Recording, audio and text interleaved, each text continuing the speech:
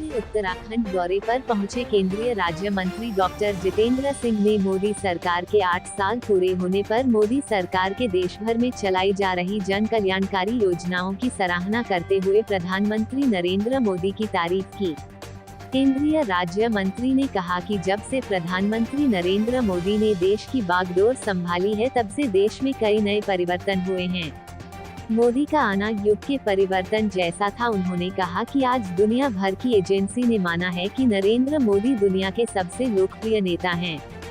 वहीं सरकार के 8 साल पूरे होने के बाद डॉक्टर जितेंद्र सिंह ने भाजपा कार्यकर्ताओं द्वारा चलाए जा रहे कार्यक्रमों से जनता को जनहित योजनाओं के बारे में ज्यादा से ज्यादा जानकारी मिलेगी, जिससे जरूरतमंद लोगों को उस योजना का लाभ मिल सकेगा।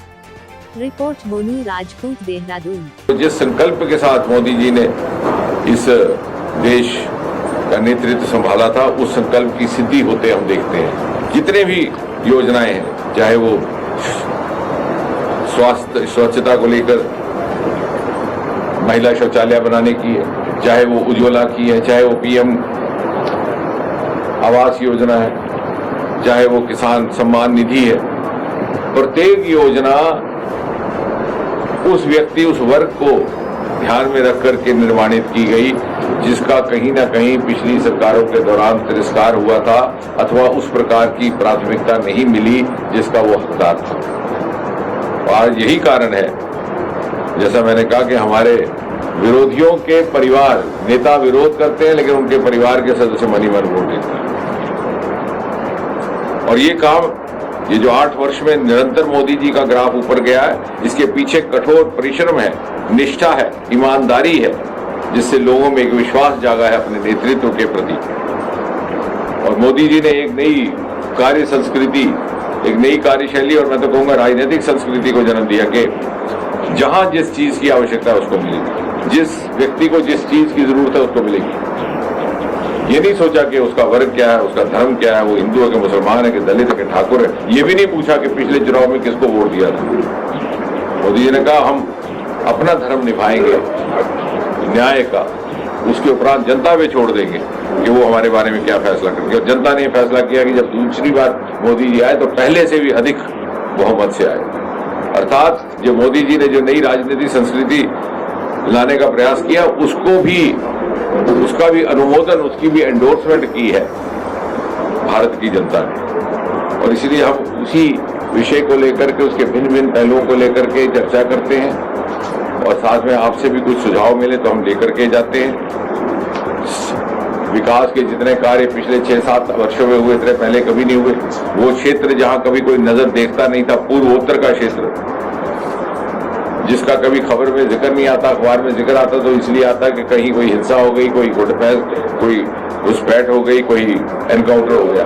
आज वहाँ विकास की खबरें आती हैं और उसको विकास का मॉडल कह करके उसका उदाहरण देश भर में दिया जाता है। जहाँ 3-4 प्रदेशों में कहीं रेलगाड़ी किसी ने देखी नहीं थी, मेघालय, अरुणाचल प्रदेश, आज वहाँ रेलों का जाल बिछ गया। प्रतिदिन ईटानगर से अरुणाचल एक्सप्रेस दिल्ली जाती है।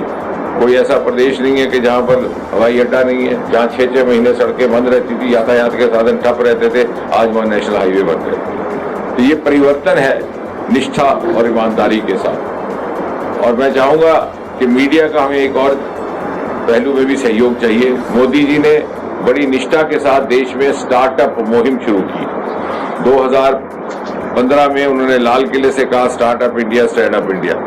क्यों कोई भी सरकार हर व्यक्ति को, हर रोज, हर नौजवान को वेतन याफ्ता, तनख्वाह याफ्ता सरकारी नौकरी नहीं दे सकती। लेकिन एक जिम्मेवार सरकार जो मोदी जी के नेतृत्व में चल रही है, वो अपना ये दायित्व समझती है कि हम ऐसे रोजगार के आयाम पैदा करें जहां से लोगों को अपनी जीविका स्वयं कमाने का अवसर मिले। और ये बात मैं इस देवभूमि पर खड़े होकर इसलिए कह रहा हूँ, देहरादून की धरती पर, कि ये हिमालय की गोद में बसता हुआ एक क्षेत्र है और हिमालय में अपार सामग्री है, एरोमेटिक प्लांट्स की, मेडिसिनल प्लांट्स की, एरोमा प्लांट्स की।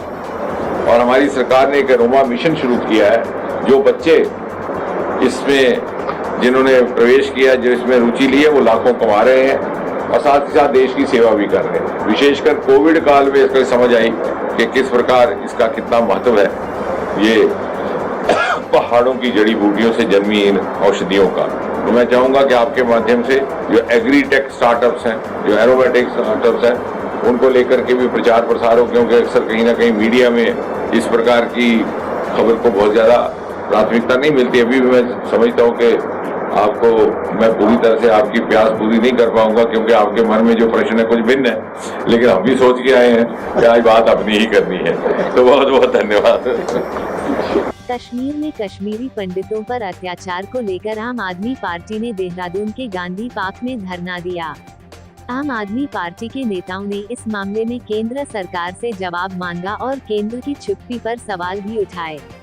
आम आदमी पार्टी के सभी पदाधिकारियों ने राजपुर रोड स्थित गांधी पार्क के बाहर धरना देकर कश्मीर में लगातार कश्मीरी पंडितों और हिंदुओं पर हो रहे अत्याचार को लेकर धरना प्रदर्शन करते हुए केंद्र सरकार से इस मामले में कड़ी कार्यवाही करने की मांग की।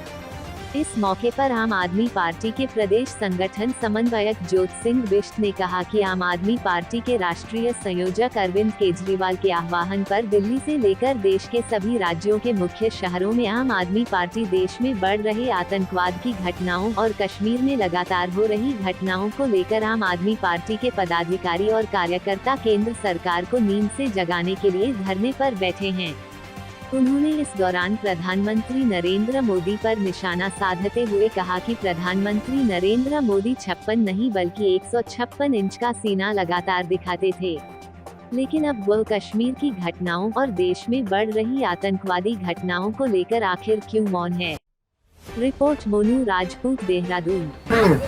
उनके भविष्य के लिए, उनकी जान को सुरक्षित करने के लिए जगह जगह पर आम आदमी पार्टी का धरना प्रदर्शन हो रहा है। और ये धरना प्रदर्शन नहीं है, ये धरना प्रदर्शन नहीं है, ये हमारे देश के लोगों को बचाने की मुहिम है।